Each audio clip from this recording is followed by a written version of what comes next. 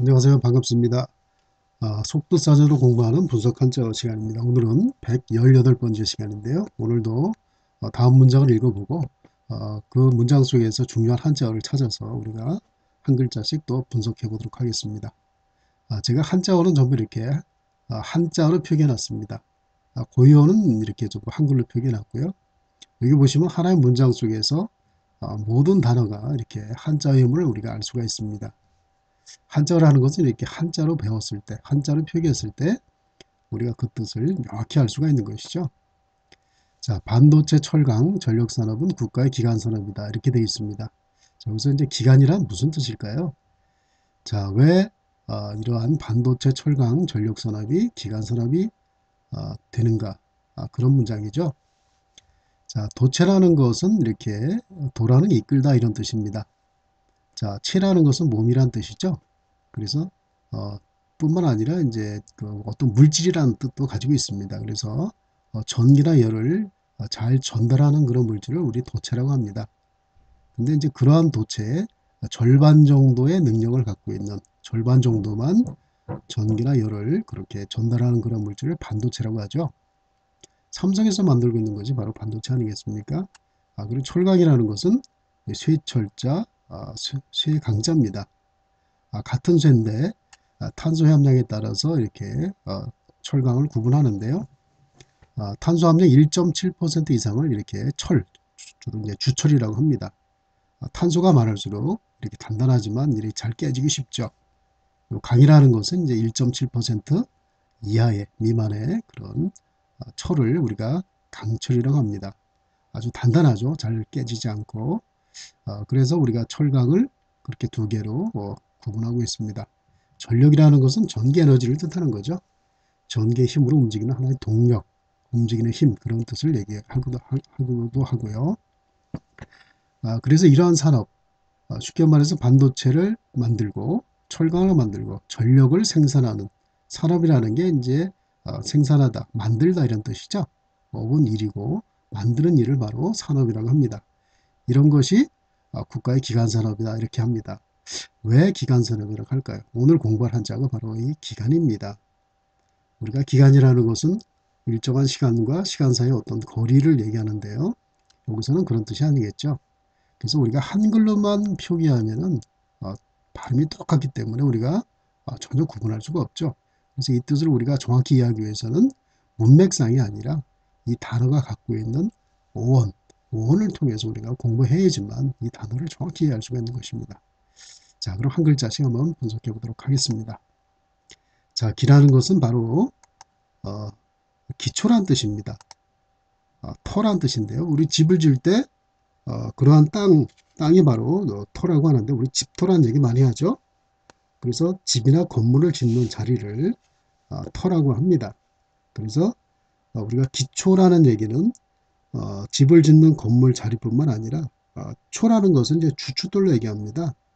그 집의 기둥을 받치는 그런 돌을 얘기하는데요. 가장 중요한 그런 부분을 얘기하는 거겠죠. 그래서 이 글자가 왜 토가 되냐 하면은 우리 한번 또 분석을 해보면 알 수 있겠죠. 여기 보면은 흙이 보이죠. 요거 이제 땅이라고 하죠. 예. 그래서 요거는 위에는 그자입니다. 극이 어떤 것을 지시하는 어떤 지시 대명사라고 볼 수 있는데요. 요것이 바로 하나의 음을 나타내고 있고 요것이 이제 의미 요소를 갖고 있는 것이죠. 그래서 음, 어떤 그 땅 위에 건물을 짓는 그러한 터를 바로 기라고 하는 것입니다. 그래서 사물의 가장 기초가 되는 그런 것을 우리가 이렇게 기라는 문자를 쓰는 것이죠. 간이라는 것은 이것은 이제 줄기간 이렇게 우리가 쓰고 있습니다. 줄기라는 것은 나무에서 나무 열매를 매다는 그죠? 열매가 이제 줄기에 달려 있죠. 그리고 나무에서 가장 중요한 부분이 줄기이기 때문에 이런 것은 줄기라는 의미에서 중요한 부분이라는 뜻으로 또 의미가 이렇게 확장돼서 쓰이고 있습니다. 자, 요 글자도 분석을 한번 해볼까요? 자, 왜 줄기가 됐을까요? 자, 요것도 이제 여기 보면 이제 방패간이 보이죠? 그래서 이제 방패란 뿐만 아니라 나무 줄기, 줄기를 뜻하는 그런 글자입니다. 예전에 이제 나무 줄기 가지고 방패를 만들었다고 해서 요 줄기란 뜻에서 이제 방패란 뜻으로 분명히 이렇게 확장돼 쓰이고 있고요. 나머지 여기 아침조자 쓸 때 여기 보이죠? 풀 사이에 이제 해가 이렇게 떠오르는 모습인데, 그래서 여기까지가, 그러니까 요 글자가 이렇게 되어 있습니다. 이렇게 해서 아침해가 빛나는 그런 모습을 본따서 만든 글자인데요. 그래서 이것을 아침에 빛날 간, 이런 한자로 이렇게 쓰고 있습니다. 여기 이제 발음 요소로 쓰이고 있는 것이죠. 요 간자가 방패간이면서 또 줄기간자가 여기서 음요소로 쓰이고 있습니다. 그래서 줄기라는 것이 어떤 사물의 가장 중요한 부분이란 그런 의미를 갖고 있다고 했죠. 그래서 기간이라는 것은 이렇게 사물의 기초와 또 가장 중요한 부분을 바로 기간이라고 하는 것입니다.